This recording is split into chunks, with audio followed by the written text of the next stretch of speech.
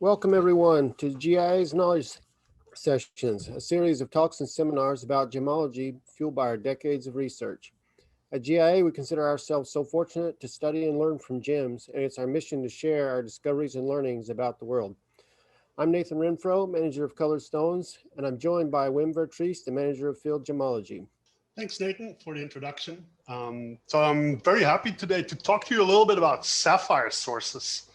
For those of you that have been following the knowledge sessions, we've already covered ruby and emeralds in the last year. Basically, I think the ruby seminar was about a year ago. But now it's finally time for blue sapphire. We kept blue sapphire for last because it's one of the more challenging. There's a lot of information, so I'm gonna go over the sources pretty quickly today. But I hope that everyone gets a good refresher of what these sources mean in the trade, what their relevance is, what the material looks like that they produce, what their place is in the historic context. So I think a lot of you might know some of this information already, but how it all fits together, that is something that we're gonna try as well today. How do these sources connect to each other? How does treatment get involved with certain aspects as well? So the first thing I wanna touch on very briefly is about sapphire formation, a little bit about sapphire basics, because that's something that's going to come back in some of the topics, and that might solve a lot of questions that come up later as well about how certain things are related and how certain treatments react. So the first thing I wanted to discuss is about sapphire geology. The first point I wanted to make is that blue sapphires, and most sapphires actually, are found in secondary deposit, which means that those gems are weathered out of the formation rock. So that's the rock where they actually formed underground, brought to the surface. They're weathered out, they're released from it, and then they're transported by water or just by gravity. Gravity just means they roll down the hill. But that means that they've been concentrated by natural forces. Because of that transport, they've taken a beating basically, which means that the more fractured material, the more included material, the material with some internal flaws doesn't really do well in those environments. So it just gets broken up. And because it's all concentrated in these river sediments, it's relatively easy to mine. It's just scooping gravel out of a river. You don't have to break hard rocks for it. So it does have the advantage that it's very easy to mine, but it does have the disadvantage for us as scientists that it's at a complete disconnect with the geology. Some of these sapphire mines are located potentially thousands of kilometers away from the rock where those sapphires actually formed. Hell, sometimes even those sapphire hosting rocks are completely gone. So there's not the only trace left of them are the actual sapphires. Nevertheless, we distinguish between two different suites of sapphires based on their geology. And I think in terms of volume, the most important ones are probably the basaltic sapphires. So if we look at the sketch on the right, the basaltic sapphires, this is some schematic version of what goes down if you look down in the earth. You've got this magma forming very deep in the earth, and you've got rubies and sapphires forming. And when this magma comes to the surface, it picks up the rubies and sapphires and deposits it at the surface. Basically, those rubies and sapphires, they hitch a ride to the surface on this basalt, on this molten rock. And when that molten rock comes to the surface, it brings the sapphires there as well. Very similar to the diamond geology, actually, for those of you that are familiar with it. Now, the sapphires that we see in there are what we call the BGY suite. So we've got blue, green, and yellows. These are typically rather dark stones, very dominant iron component. So that's something that we can use to separate those from the other type, which are the metamorphic sapphires. Now, metamorphic sapphires form in a range of environments. Most of those formations are not well understood because a lot of these very important sources are exclusively mined and found in secondary deposits.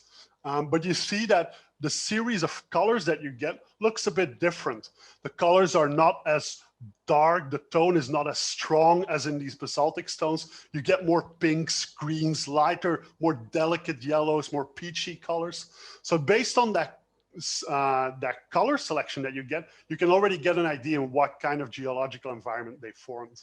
And here on the right, you get an example of a very nice blue sapphire in a host rock in Burma, which we consider as a metamorphic source. Now, I know this is all a lot of information dumped on your plate as well, especially for the opening slides. Maybe I should have just started with showing some pretty pictures of sapphires to start, but it's important that you understand this. If you want to know more about this, I've done a knowledge session about this topic, which you can find on YouTube. I think I did it, it's about a year ago, July 2020, where we really go and focus on this colored gemstone geology, focusing on ruby, sapphire, and emerald, specifically targeted for people who don't have a geology background. So make sure to check that out if you want to understand more of these processes. Now, another thing we need to mention is sapphire is more than blue. Sapphire is corundum. I think we're all aware of that. And then corundum falls into gem corundum falls into two groups. You've got the red one, which is gonna be ruby, but all the rest is sapphire. Now, for the sake of this seminar, to keep it I'm gonna say to try to keep it within 1 hour, I'm just gonna limit myself to the blues. If we want to include the yellows, the greens, the orange, the patparachas, the color changes as well, that's enough feed for another seminar, maybe in a couple of weeks or a couple of months. So I'll make sure to make a note of that so we can discuss those as well. But today we're gonna focus on the blue sapphires colored by iron titanium. Now, of course, as I mentioned before in those geology slides, you don't always find exclusively these blue sapphires. Sometimes you find them along green and yellows. That would indicate that you're in a basaltic environment, especially when they're very dark. Sometimes you find a lot of pinks and yellows with it. That would indicate you're in a more metamorphic environment. So those are things that we have to keep in the back of our mind, and that's why I included those geology slides in the beginning. But now let's get started with blue sapphire sources. Of course, when we talk about blue sapphires, there's only one place we can really start, and that is the sapphire island, Sri Lanka. Now, Sri Lanka has a very long history, a very rich culture, and sapphire and precious stones have always taken an extremely important place in that.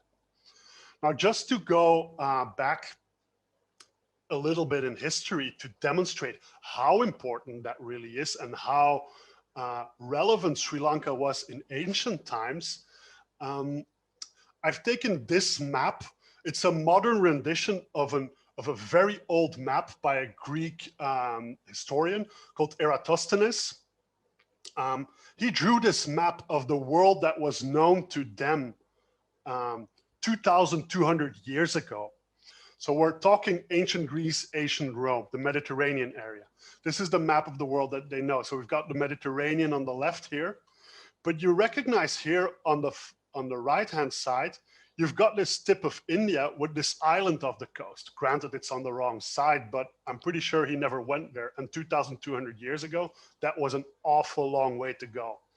But even then, historians already made mention of Taprobane, which was the name that they gave to this island. Taprobane sends great amounts of ivory, tortoiseshell, and other precious goods as gemstones to the markets of India. And from the markets of India, those were able to travel through the Persian Empire, to the Roman Empire, to the Mediterranean civilization. That is why we find Roman rings made out of Sri Lankan sapphires. So this is truly a global important commodity already more than 2,000 years ago. Imagine that. That's just crazy if you think about it. But let's go to Sri Lanka itself. Now, the island of Sri Lanka is one of the most beautiful places I've ever been. It is green, it is lush, it is fertile. The people are incredible. The food is super spicy, but super delicious. But when you enter the mining area around the city of Ratnapura, which literally translates as city of gems, remember that Ratna term in ancient Sanskrit, that stands for precious gemstone. You maybe recall that ruby is called Ratna Raj, the king of gemstones. That same Ratna part is also in Ratnapura. Ratnapura, the city of gemstones. But around this city, nestled among the hills, you've got all these paddy fields. And if you just drive through them, you see all these little structures in the rice fields. And these are all little mines. These are all artisanal mining crews working there. And here you can see what's going on under that roof. So they covered that roof so there's no rain going in. But there's these guys working manually, very hard, digging shafts in an artisanal way to get those sapphires to the surface. Now I say artisanal, and usually when people hear artisanal, they think simple, old techniques, not very complicated. This couldn't be further from the truth. And I'm going to use this image to just point a few things out that are extremely typical for Sri Lankan mining, but also show how far developed and how well they understand the art of mining sapphires. So here you see a little path leading up to this mine, and you see there's like a dozen people working there. Now, the first thing I want to point out is not the people working there, it's what we see here in the bottom right. Now, I know most of you guys aren't rice farmers, but most rice in Sri Lanka is grown in flooded paddies, which means that the water level is actually above the surface, which means that these guys are mining way below the water level. So there's a constant threat of flooding, and that is why they manage, that's why they have these heavy pumps to keep all the water out, and that's what you see here with this overflow from this barrel. Now, to the right of this barrel, you see that there's this raised platform where they've got all these leaves and foliage and ferns that are drying. That is one of the key ingredients that they use in the mining. Now you see these two guys here, they're carrying this wood in there. You see there's a lot of wood. So there's basically a team of carpenters on site that design the structures that are going into the mine. So that is all made of wood. There's not a single nail, not a single piece of metal involved. They just all custom make those wooden structures. And because it gets pushed on by the earth, it gets pushed together and held in place like that. And it also moves a little bit with the earth, so it's not a rigid structure. So it's a bit flexible, it gives way when there's like changes in the water level. So very thorough understanding. Of course, you've also need a couple of mechanics to keep these pumps running, because if this pump runs and these guys are underground, that's a recipe for disaster. And then you've got the actual diggers, the guys working in the tunnels under this one. We actually went down in this mine. It's a shaft 20 meters down. So 20 meters, that's quite deep. And then there's shafts extending horizontally, following the layer of gravel. So you see there's a very complex interplay of different people that have different roles that are actually working together to bring those sapphires up, or actually the mud containing those sapphires. And you see that's what they stockpile here on the in the background. And at the end of the day, or at the end of the week, they take all this, what they call the ilam. The ilam is the gravel where all the gems are concentrated. They take that and they wash it in a nearby river. So that's what we see, you see this guy doing it on the left. So they have these woven baskets that they move around rhythmically. There's really a technique to it. And all the heavy gemstones are concentrating in the bottom of this conical basket. And you see that the mud is washed away. And in the end, you're left with a concentrate of mixed gemstones. You see that this guy, there's obviously a big quartz crystal. There's a little bit of sapphires, some zircons, chrysoberyls, some topaz, a whole mix of gemstones. But of course, what they're after is this, blue sapphires. Sri Lanka is not for nothing called the Sapphire Island. So blue sapphire is really the main goal. All the other things that they find is actually more of a byproduct. The yellow sapphires, the chrysoberyls, even color change chrysoberyls, alexandrites. Those are byproducts for blue sapphire mining. Now, when we're talking Sri Lankan blue sapphire, I want to highlight these photos as well. These are peacocks. Peacocks are all over the island. Both of these photos are taken from a mine. This fellow on the left, he was seated on top of one of those mining structures. So they're everywhere. So it makes sense that they associate this bird, which is one of the purest blue birds you can find on the planet, that you see that reflected in the sapphire. So peacock blue sapphire is something for me that always brings up warm memories of Sri Lanka, Sri Lankan sapphires, and the beautiful people and country that I've been able to meet there. Now, of course, when you've got such a rich history of mining stones, it means that there's also a flourishing trading scene, especially with the volume of sapphires coming out of Sri Lanka.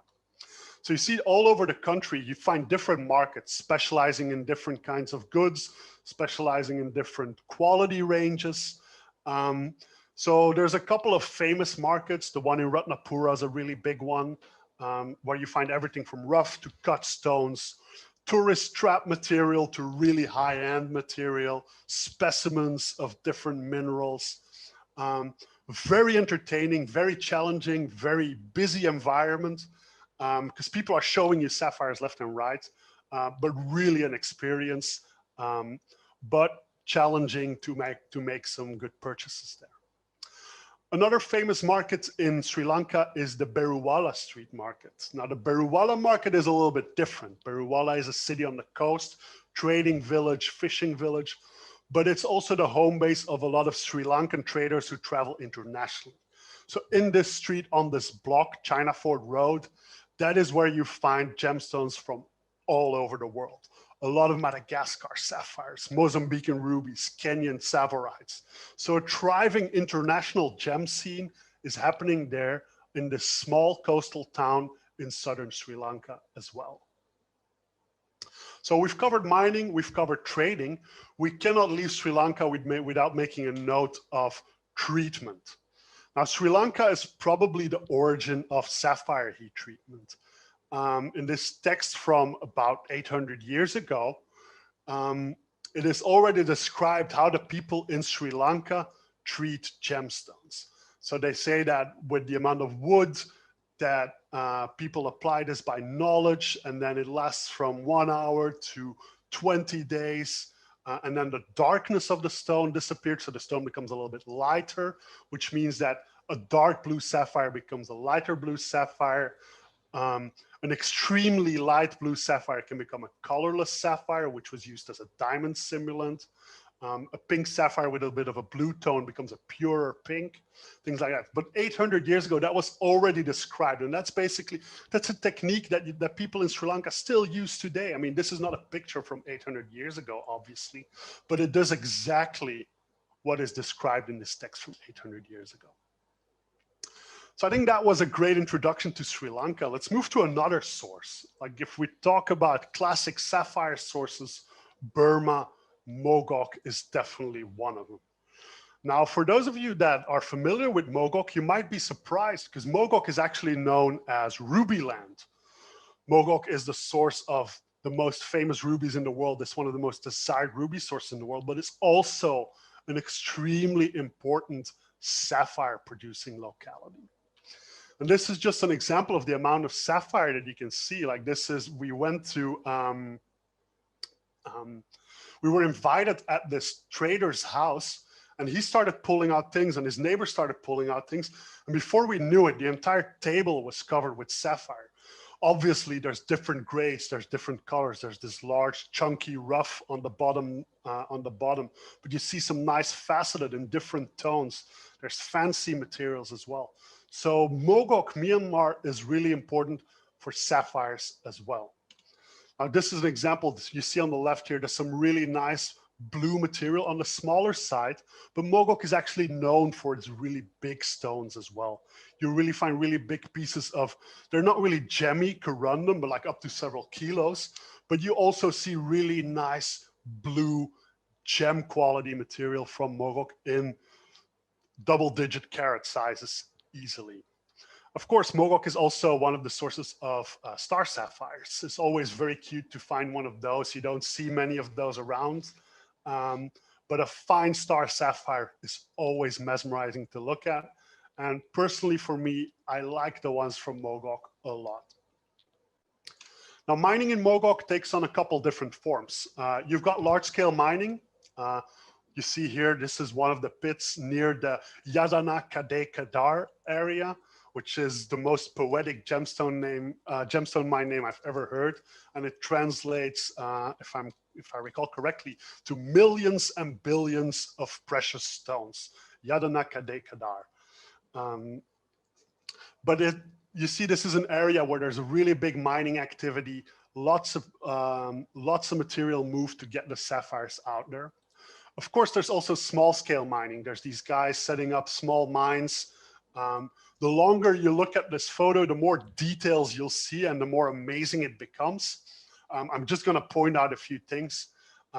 They've got their little solar panel here to power their car battery. The car battery that powers a little ventilator that goes with like a plastic hose to bring air down the shaft.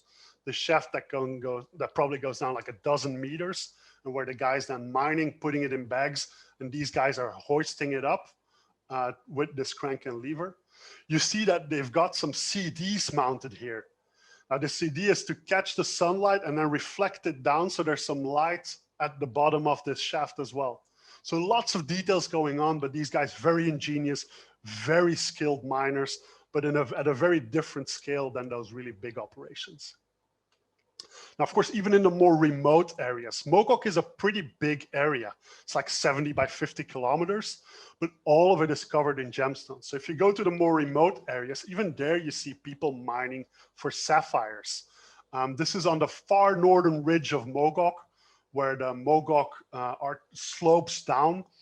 And there's a couple of sapphire mines into the hill there. So you see every one of these little tents covers a tunnel. You see like some of them have been in production longer because they've got more debris lying around. But people are mining sapphires there from the hard rock. Very tough work, very low yields that they're getting, but it's still worth it because of the fine material that they find there. So again, for me, Mogok is like this perfect blend of nature and culture. You see, it's the most amazing mountains, the most incredible food, the nicest people, and people that have a deep respect and a deep understanding of gemstones. And I think one of the images that symbolizes that best for me, where those people have that really big respect for nature, a really big respect for gemstones, is this one. We were invited by a miner for lunch, and we were seated at the table, and he had this, like, it's a tarp covered hut, but his wife takes the biggest pride in growing these incredible roses in the garden. And his roses are so big that the vase that she put them in kept falling over. And to stabilize it, they just completely filled this vase with sapphire rough. So this guy just had this jar of gem quality sapphire rough next to his ketchup, his coffee, and his tea, because the roses that his wife was growing in the garden were too big and too beautiful, and they kept falling over in the vase just to stabilize. It was an incredible moment for me when I just spotted all those sapphires in that vase. So I think that's enough for an introduction for Mogok, Myanmar as a sapphire land. Let's move on to the next source. Now, the next source is on the roof of the world. The roof of the world, Kashmir sapphire. I think everyone's heard of this one. So the Kashmir sapphires were discovered in the 1880s. There's different stories about how they were discovered, who discovered them. One of the most common tales is that there was actually a landslide that exposed the vein that hosted these sapphires, and people were finding huge volumes of these sapphires in a very short window, producing all these fine Kashmir materials. Now, I think most of you are aware that it was a very short window that produced all those materials. So I think in like a decade, there was almost no material coming out anymore. So it's a very troubled history. It's very interesting to read up. It ties in with the colonial past, the challenging environment there. And just to highlight the challenging environment, this is a picture that my dad took of the mountains where the Kashmir sapphires are actually found. So this is a picture taken in the Zanskar Valley, and it's on the other side of this mountain range, near the top here on the other side. That's where the actual sapphire mines are. But we're talking about an area that's at 4,600 meters altitude. That's over 15,000 feet, accessible in best case scenarios 2-3 months a year. So it's very challenging to work there. That's what's limited most of the production. Plus, it's in a contested area. It's not very politically stable. So that's also limited any potential of mine development there. But of course, it's all been worth it if we look at those classic cashmere stones. So those classic cashmeres with that sleepy look, that is because of they have that very fine distributed particles throughout the stone that gives them that incredible cashmere appearance that everyone loves. But most of these stones, especially the finer, the bigger ones, they were mined in a very short window more than 100 years ago. Now, of course, I'm not saying that cashmere doesn't produce sapphires anymore. I'm just saying that we should make a difference between the classic cashmere and the new cashmere, because there is new production from cashmere. There, people are still finding sapphire there, but it looks a bit different. It is not what it used to be. I think here on the right, we have an image of some rough. On the left, we have like a 14 karat stone, pretty magnificent, but it doesn't hold up to those classic cashmeres that we know. Nevertheless, it's still a fine stone, super interesting material with some great inclusions for geological studies.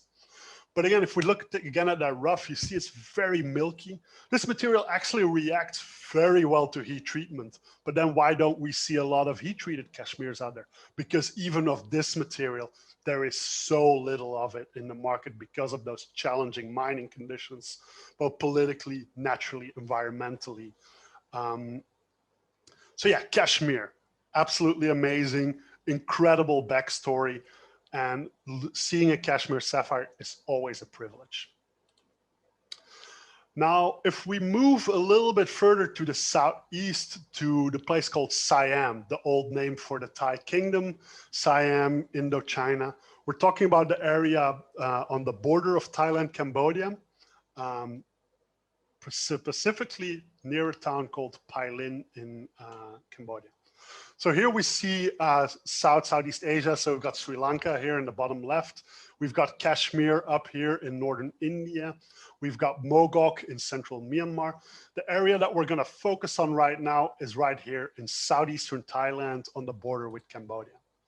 So you see here, we've got the province of Chanthaburi, which should ring a couple of bells for those of you familiar with the ruby and sapphire industry. And then the line here, that's the border with Cambodia. But this border shifted a couple of times over the last century with declared independences, civil wars, conflicts. So the Chanthaburi province at one part belonged to French Indochina, and the Battambang province belonged to the Thai kingdom. So that shifted a couple of times. Nevertheless, that Pai Lin area right here is an important sapphire source. Even today, you still find miners there looking in the rivers. This is the Pai Lin River, looking for sapphires that have washed down from the Cardamom Mountains behind them. And people return to this river every year to find more sapphire. There aren't, I think, any big mines operating there anymore. Actually, it was most productive probably around 100 years ago. But you still see miners working there. Most of these are passionate old timers who are looking for an extra income. So even if you go on the weekends on Sunday afternoon, there's like whole families sitting there looking through some gravel, seeing if they can find some sapphires. Like the amount of professional miners in Pai Lin, Cambodia is actually fairly low, but there's a lot of people doing some mining on the side. And this is some of the material that they find. Some fine blue sapphires, but you see it's work in the river. It's pretty hard. This guy spent all day working just to get this tiny blue sapphire. But it's a nice supplement on his regular income, or if his agricultural income fails, he still has this backup from mining. So these are nice extras for these people to have. Plus, they bring a nice variety of sapphire to the trade as well, although the chances of finding Cambodian sapphires nowadays from recent production is fairly slim. Now, if we look at some of the inclusions in a Pai Lin sapphire, this is what it looks like. And I think those of you that paid attention 4 minutes ago might recognize this. This looks very similar to what we see in Kashmir material. Now, this Pai Lin Kashmir material, there's probably a pretty close link between them, closer than we might suspect at first sight. So because of this silk in Pai Lin material, it has a little bit of that sleepiness in there too. But this pilin material comes from a different geological background. This is basaltic material, so it tends to be a little bit darker by nature, which means that it's extremely attractive in smaller sizes, but once you go to bigger sizes, it becomes over dark. Now, the exact opposite is true for Kashmir sapphires, where that beautiful blue color only comes through in the bigger sizes. Like in the smaller sizes, they tend to be a little lighter. So imagine a combination of those smaller pilin sapphires with those bigger Kashmir sapphires that are going to have the exact same tone, the exact same softness in them. That's going to make for an incredible combination. And fortunately, both of those, the production peaked about 100 years ago. So it's very possible that those two sources complemented each other very well, although they are actually very different materials. Now, the same period, about 100 years ago, a little more, the other side of the world, there were some blue sapphires discovered as well. And we're going to talk a little bit about the Yogo deposit in Montana. So Yogo, Montana, gold mining had been going on for a while. As with most of the Western US, people were looking for gold everywhere, gold rush going on. And some people make notes of like blue pebbles being found in this area. But I mean, apart from being blue pebbles, nobody really recognized what they were. Until 1895, when they were really formally identified by George Kunz from Tiffany and Company as blue sapphire. And that really started that Yogo sapphire story. I mean, I'm fortunate enough to have some colleagues, Nathan, who is actually hosting this seminar today. He's probably the world expert on this material, has a true passion for it. And he visited the deposit last week and he took this amazing photo. What we see on the left here is the house of the original mine superintendent, Mr. Gadsden, who lived there in the 1900s. And what we see on the right here, this vertical deep trench, that is actually the old mine. So that is the old mine, the old Yogo sapphire mine, where people were mining these blue sapphires. Incredible image, this one. Now, why is this such a long trench? That is because those sapphires are restricted to one single rock type that intruded in the other rocks. And it's literally not bigger than this. It's like a 30, 50 centimeter wide vein where we find all these sapphires. And there's some underground workings as well in a little bit of a different area where you can just see that vein running through the ceiling. And you can just see where people have taken out that rock, worked it to get the sapphires out. Of course, in some parts, nature has done that work for us and concentrated the sapphire in some rivers, but there you can find those blue pebbles among other rocks as well. This is also a beautiful image of this nice blue sapphire, a little bit other sapphires in there as well that you can spot in the river gravels. Now, this is what Yogo looks like. So you see it's not the most dark color, but you see that the rough typically has a very flat appearance, which is actually what might have limited the development of this deposit a little bit, because that doesn't allow you to cut really big stones. Nevertheless, big volumes of smaller stones, I think just by nature, there isn't a lot of big rough around. I think the largest documented Yogo sapphire rough stands under 20 carats. So there's not a lot of big stones around, but nevertheless, very homogeneous color, beautiful stones. Plus, again, a unique all-American history there, which is very attractive for a certain customer base.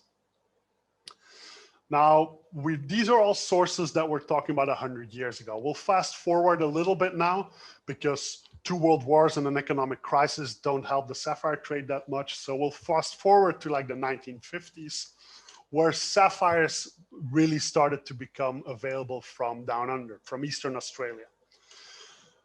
Eastern Australia, there are a couple of different provinces, but all along the East Coast, you find different sapphire deposits. Like these have been known for a long time.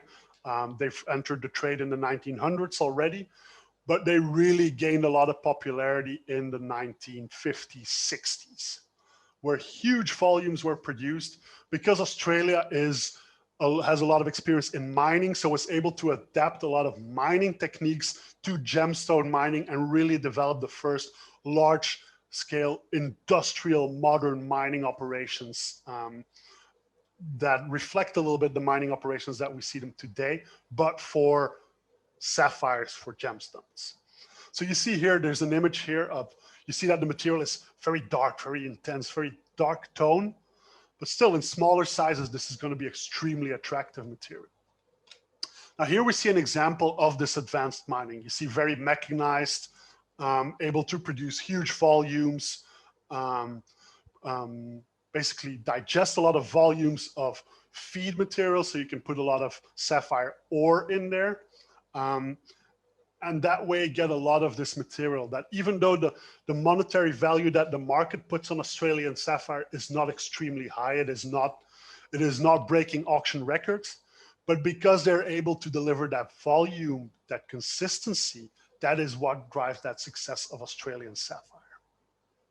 And that deep, rich culture of Australian sapphire mining, you can still see that today. Like around these mining areas, you can still, there's a big phosphatic community. There's a lot of small independent miners, a lot of gem cutters there that are still there today. And you can still see the remnants of it is still very much kept alive. There are very recent attempts to really upscale those mines again, to start big investments again in the Australian sapphire mining community. So I'm pretty sure there's going to be exciting days ahead for that source again in the near future. Now, if we stay on the eastern side of the world, but we move a little bit further north and we take a trip to Thailand. Now, Thailand has a very rich gemstone culture, but a lot of it is fairly recent. And I think a lot of it can be traced back to the technological advances that became available in Thailand during the Vietnam War or the American War, depending on who you ask. But basically, big conflict in Southeast Asia in the 1950s to 70s, with a lot of military presence of the US in Thailand. So a lot of money pumped into the Thai economy, both directly and indirectly. A lot of military personnel stationed in Thailand, a lot of aircraft, a lot of industries to support that military, which means that there's a lot of high-tech material all of a sudden becoming available. And that's something that is very useful if you have to maintain aircrafts. But a couple clever guys can probably think, oh, you've got these high temperature burning fuels, maybe I can do something else with it. So the step to high temperature treatment of rubies and sapphires and other gemstones was very quickly made. And initially it started still with like these barrels, but you line them with ceramic bricks so you can get a higher temperature, you get better fuels, you get a consistent fuel supply. You don't have to rely on feeding wood chips to it anymore, which means that you can do more, you can get more extreme conditions. And then of course, with the arrival of electrical furnaces, that became much easier. You just plug it in and you get a very consistent temperature for basically as long as you want. The Thais figured out that they could use this treatment to improve the Australian sapphire. So they basically swarmed to Australia. They started buying at the source there. This is an image from the 1960s taken by Terry Colden, who is an extremely valuable witness of that whole Australian sapphire scene, who was there as a young man and now still young at heart, passionately talks about it. And he's something I truly respect and admire, and always shares the most incredible stories about Australian sapphires, how the Thais worked with it and how the two went together. But basically many Thai people moved to the Australian sapphire gemfields to buy the rough directly there. Australians mining, Thais buying, Thais bringing it back to Thailand, the Thais improving it there, cutting it there, getting it into the market. Really able to handle that volume produced by the Australian mining industry and moving it along, keeping the wheels turning of that whole machine. Now, of course, when the Thais are in Australia, they see what's going on there. They see how the Australians are mining. They see what material, what equipment is used. And they are bringing that experience that they get there back to their home country. So in the 70s, 80s, that is really when the Thai sapphire mines are booming. So you've got Chanthaburi in the eastern part, which is for blue sapphire, not the most important locality. There is some blue sapphire there. But on the border between Pailin and Chanthaburi, you've got some big ruby deposits as well that were really developed using those Australian techniques with those heavy equipment, excavators, washing plants. But on the other side of the country, in a province called Kanchanaburi, don't confuse those two, Kanchanaburi, Chanthaburi, very different places. Think Washington, DC, Washington State. There were some really big sapphire fields discovered there. And those were also developed, exploited using those Australian techniques.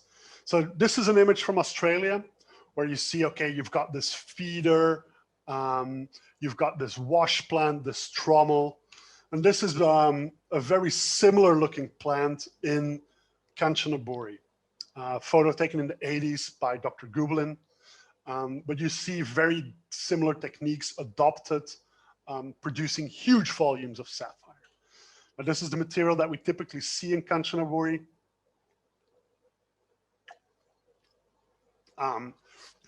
Very attractive blues, really big sapphires as well. Those in the background, all those pieces are rough, are 100 carats plus.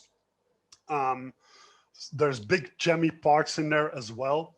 But again, a lot of these stones will benefit from some heat treatment, but that heat treatment is available in Thailand. Remember, we've got that high temperature treatment available, and high temperature treatment, that's something that wasn't really available to the traditional heat treaters yet. Sri Lanka didn't have all that technological advances at the time, so they weren't able to exploit it. Who was able to exploit it were the Thai traders. So the Thai traders, sometimes not so affectionately nicknamed as the Ceylon Raiders, were going back to Sri Lanka and buying sapphire there. Why were they doing that? They figured out that material like this, that we now commonly know as Geuda, not very attractive. You see, whitish, cloudy, not very transparent. This material reacts extremely well to high temperature treatment. You see, this is the same stone. We just cut it in half. Half of it was treated, was left untreated. Half of it was treated. So you see this milky white stone was turned into a beautiful blue, transparent, crystal clear stone due to high temperature treatment. Now, of course, it quickly caught on in Sri Lanka. It only took a couple of months, years before they figured out why are all these Thais here buying all the junky gravel. And then they're all producing all these beautiful stones. So a couple of Sri Lankans figured it out, and very quickly it became common knowledge. The Sri Lankans developed their own technology, their own type of furnace to handle this material, and they've rightfully reclaimed that industry by now.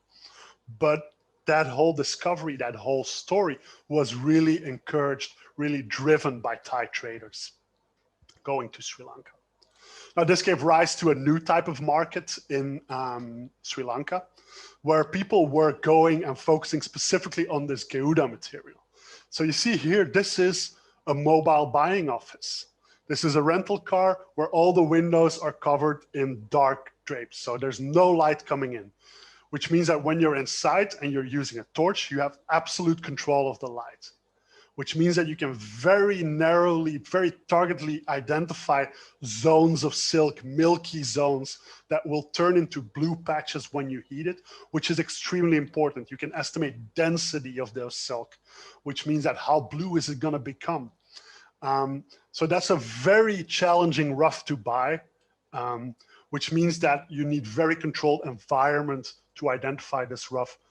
This is a market that is still happening today, of course, not as busy as it used to be, but that Geuda treatment is still has now become a very important foundation of the Sri Lankan trade, and is still a very important supply source of global blue sapphires.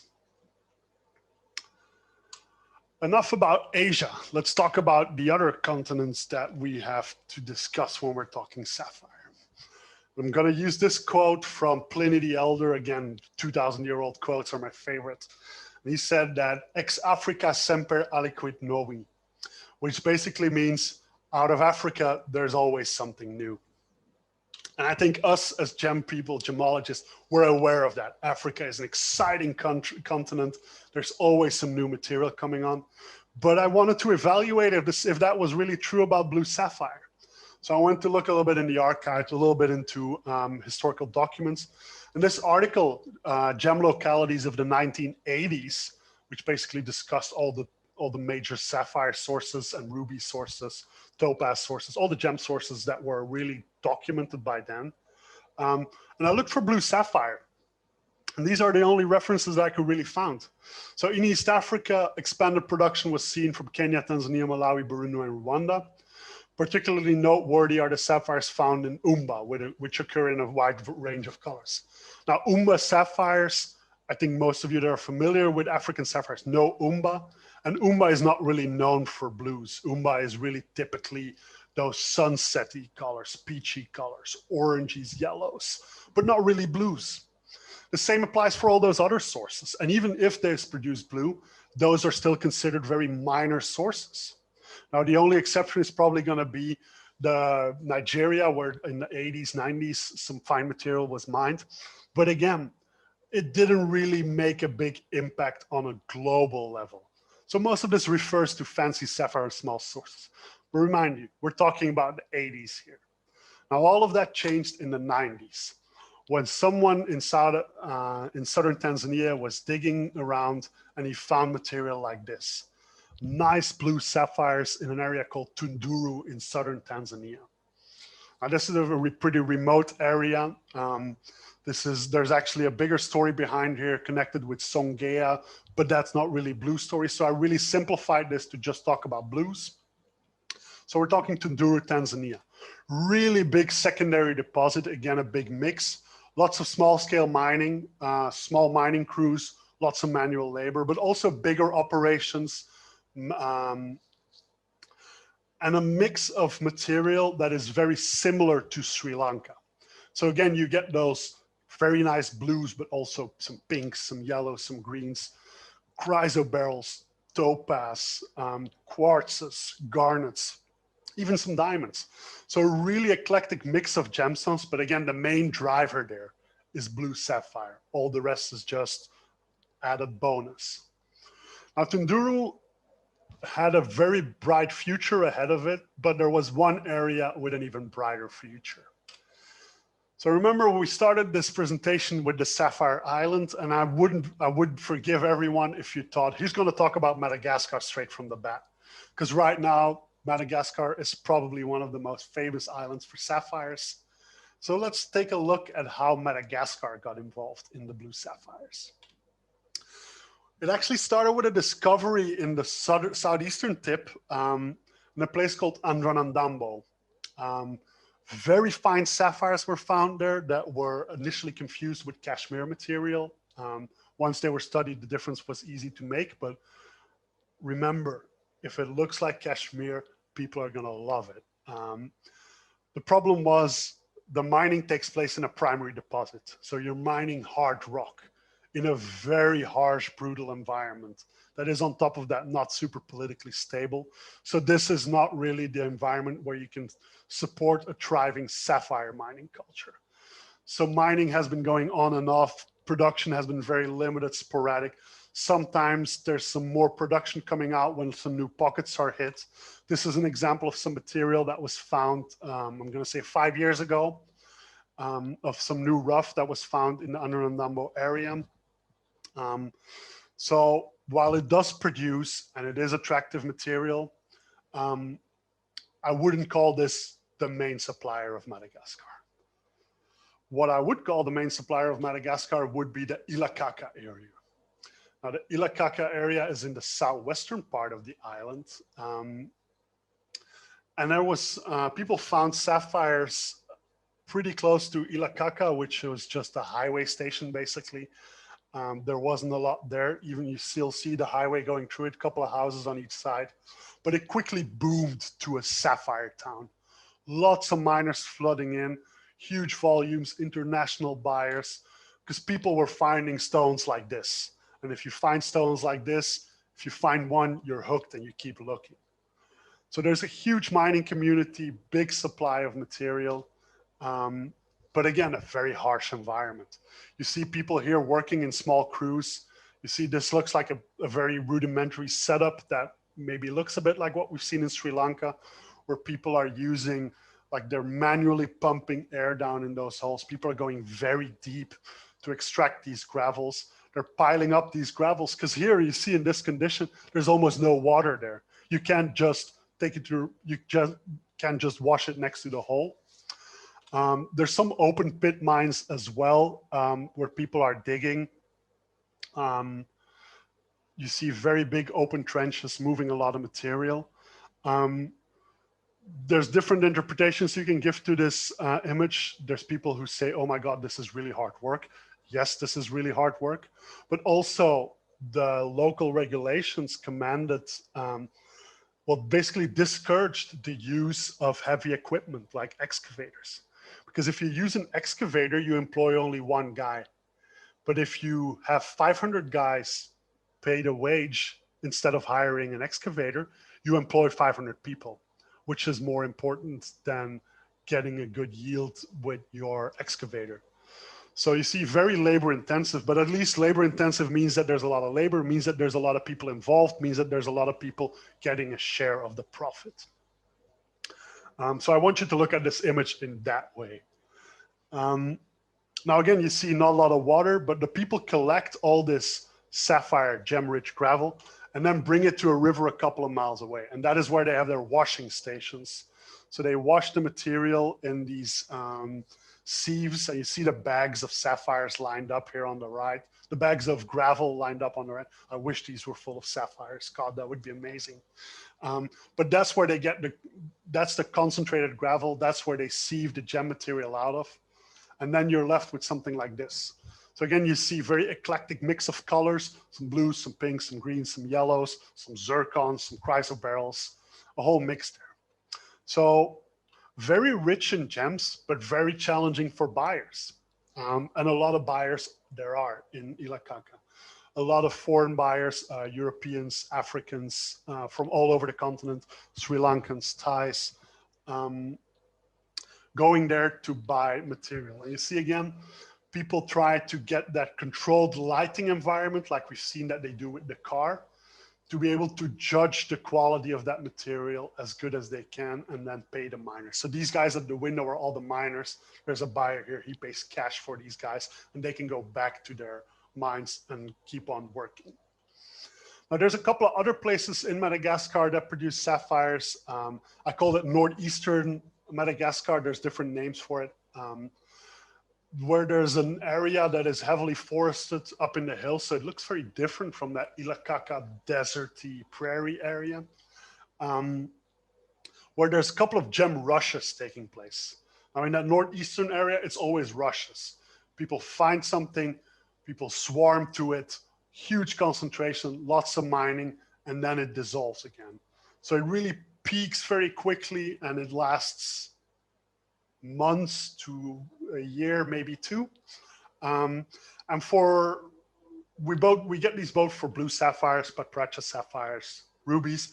For blue sapphires, we mainly focus on the Didi rush in 2012, and then the Bimenti, which was the latest one in 2017. So this is an image from the Bimenti rush. You see that there's the forested hills in the valley where the farms used to be. That is all torn up. So all these farms are temporarily replaced with mines. So you see people are working, sieving through. There's a makeshift village, very mobile. A year later, these guys pack up these huts and move to another area. So very mobile depending on where these rushes happen. But this area produced some incredible sapphires that were initially confused with Kashmir sapphires. So it took the entire trade a while to figure it out. By now, the distinction can be made. They are very similar to Kashmir material, both visually, macroscopically, but also microscopically, the internal world is very similar. This is an example of the material that was found there. I think these are all in the 3 to 12 carat range. So you see incredibly beautiful stones that were found there. But these are in rushes. They came, it was a lot of it at once, but now there's no more mining going on. So these rushes in northeastern Madagascar are important, but they're usually very short term, but very high impact on the trade. I want to discuss one last source, and that's in the desert in the border of Eritrea and Ethiopia. Just to highlight that sapphires are found in a lot of places, and this is one of the last discoveries that really happened. So you see again, this is material. The darker material, you see good shape, rather chunky, so you can cut a nice three-dimensional stone out of it, nice deep pavilion, but rather dark and silky. Typical challenge for basaltic material, but again, if you look at the smaller material, very attractive color, nice transparency. And here you see what the mining area looks like. So we're in the desert. You've got these flat plateaus, which are actually the basalts that brought these sapphires to the surface.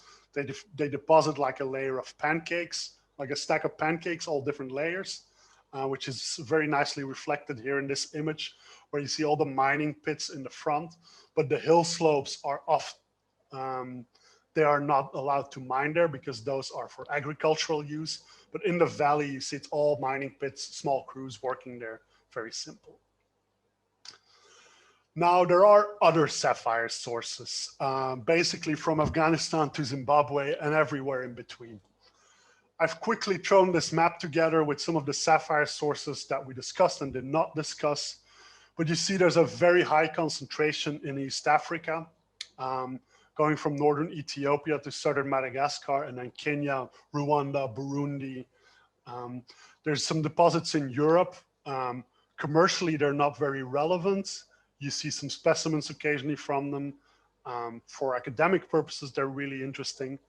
But then Southeast Asia, very important in terms of volume. Australia, very important in volume. You've got Yogo up here in Montana.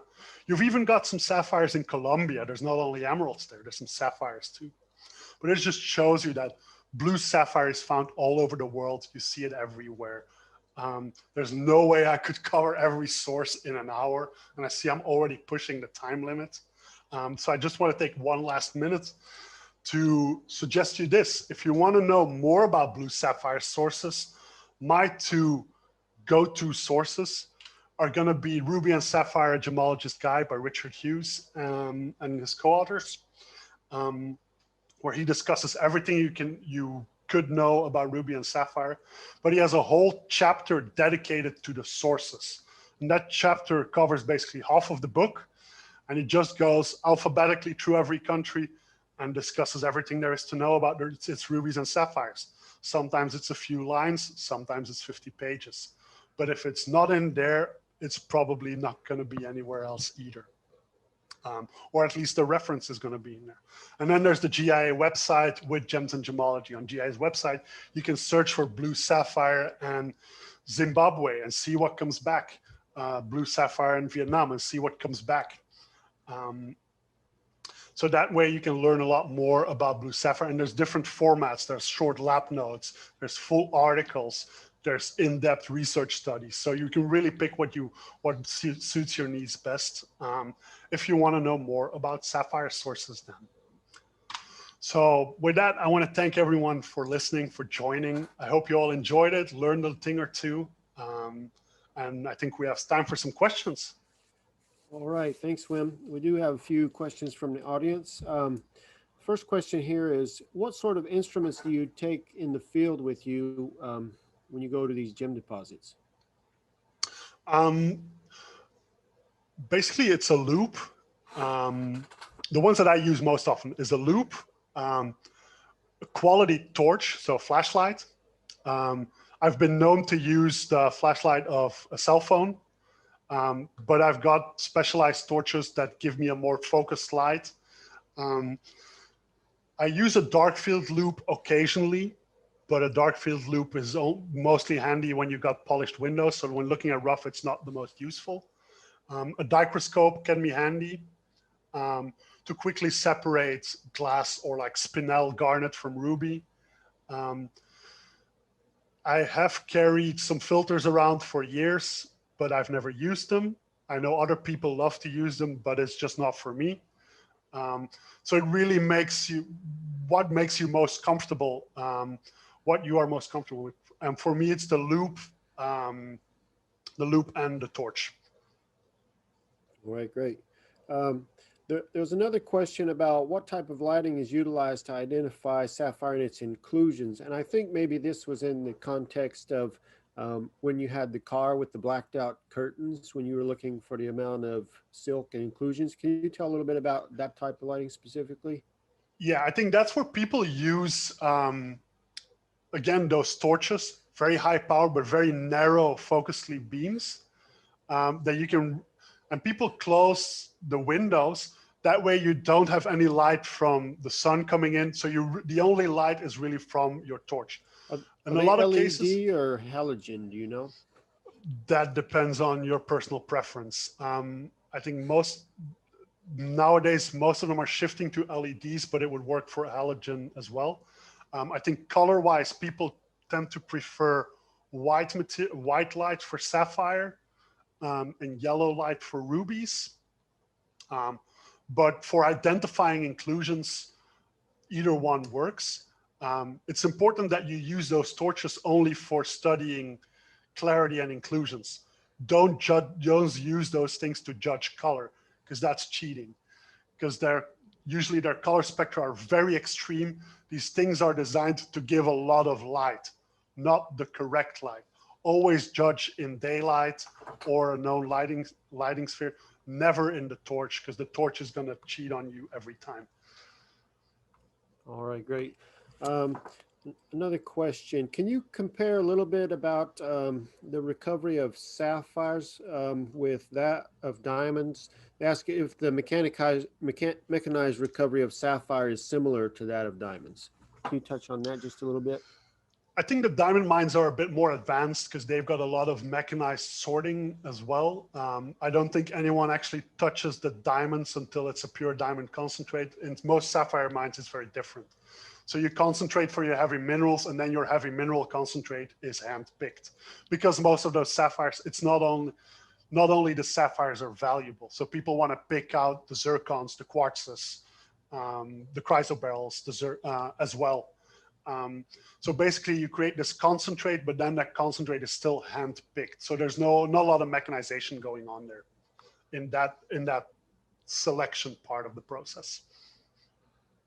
Okay. Here's another one or two more quick questions here. Got one question. Can you just tell quickly about podparasha? Maybe you can define a podparasha for this audience member. So a podparasha is a sapphire with the correct blend of pink and orange colors, typically associated with Sri Lankan origin. So yeah, what was the question about podparasha?